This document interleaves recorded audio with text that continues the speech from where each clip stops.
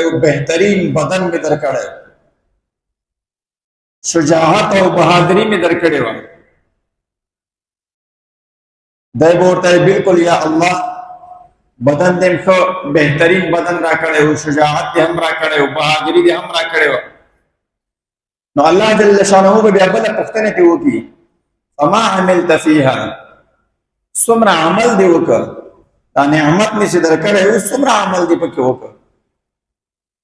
نو شهید به ورته وایي چې اے الله په بهادرۍ سره مې تا د رضا دپاره جهاد وکړ، جهاد ته لاړم او جهاد مې تر دې پورې کاوه چې ان تر دې چې شهید سم پکې.